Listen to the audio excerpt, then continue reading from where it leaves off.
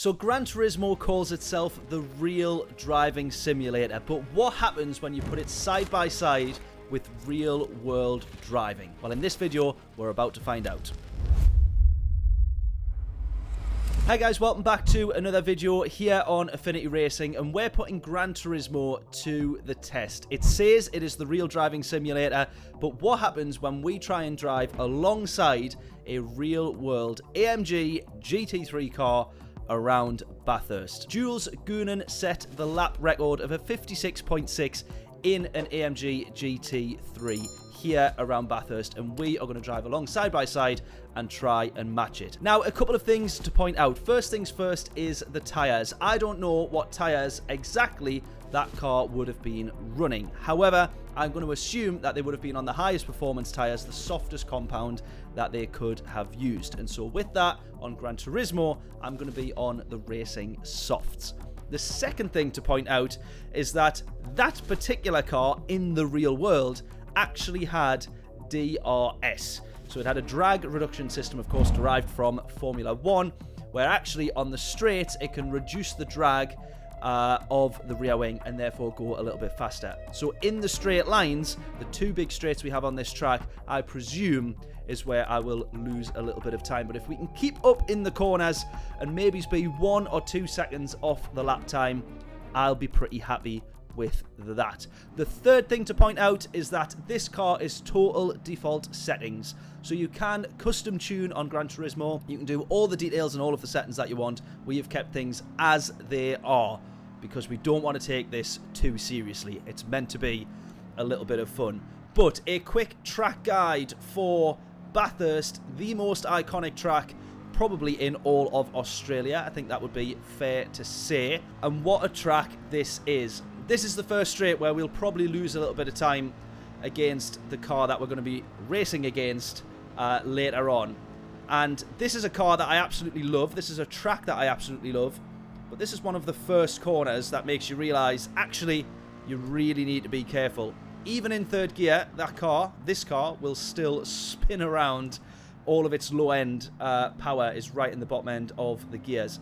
This left-hander here, apparently cursed or haunted. The stewards that work on the track have apparently said they've experienced some weird goings-on. The less said about that, probably the better. Up now over to the top of the hill, producing the most iconic, probably, scenery that we see from a racetrack. And actually, this was opened as a tourist track initially, and then it later became the racetrack that we know and love it for. Down this rat run, a horrible, horrible driving experience, especially if you're trying to do it quick, which we are not at the moment. And actually, you might not know this, but this is a street circuit.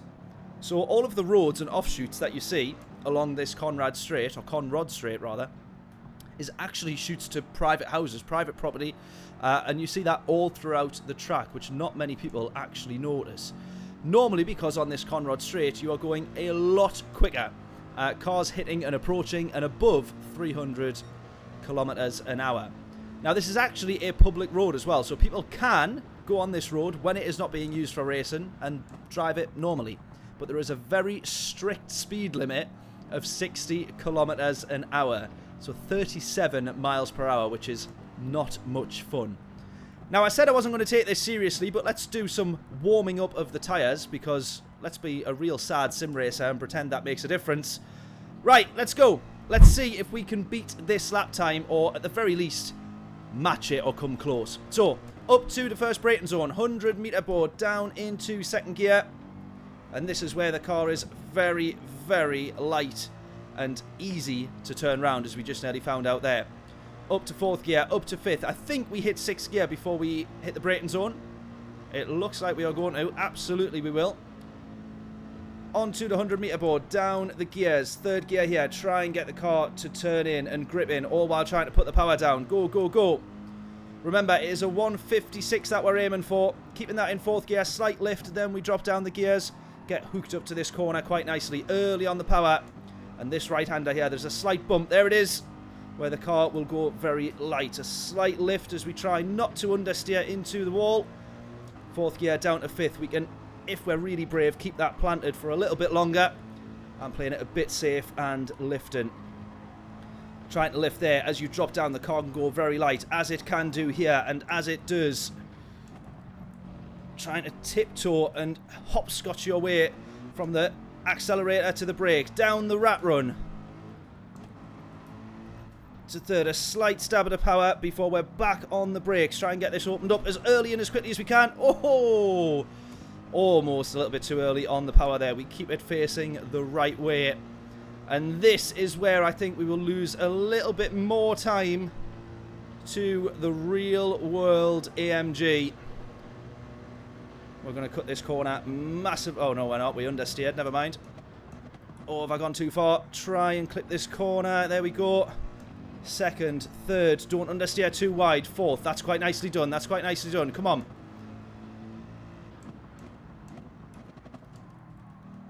Drop the engine out of the car when we drop it down into first gear there. What's it going to be? 56, 57.7. There we go. I said if we could be within 1, maybe 2 seconds, I would be pretty happy with that. That back straight, that Conrod straight, so much time to be gained there with extra top end speed. And as I say, according to my research, we've been outdone by a DRS system there. That's not too bad, though. I think if we're within 2 seconds of a lap record, we got to say that that is pretty good going. Let me know your thoughts, though. How do you think Gran Turismo actually compares to the real world? Can it call itself the real driving simulator? In terms of graphics, for me, it's got it absolutely nailed.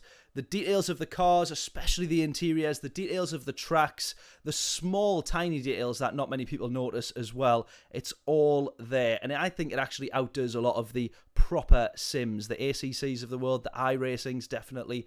In terms of graphics, Gran Turismo is leading the way there, especially when it comes to ray tracing, the lights, the shadows. Tremendous, absolutely tremendous. In terms of driving details, it's maybe lacking a little bit. I do obviously know that it's not going to quite compare to an iRacing or an ACC. There are a lot more detailed sims. This is still a bit of an arcade sim. And I think the only thing that really gets it is the oversteer, understeer. It feels like sometimes that's slightly exaggerated on Gran Turismo. I think it'd be very easy to unsettle a car on the curbs, and I don't know if that would translate as well to the real world. But in a car like this is a beastly, beastly car, and the really high downforce cars can obviously so easily be unsettled. So overall, it does an awesome job. We know that. We absolutely know that. And this was a little bit of fun to put this game side by side with the real world to see how it fared, and I would say it's done a pretty good job.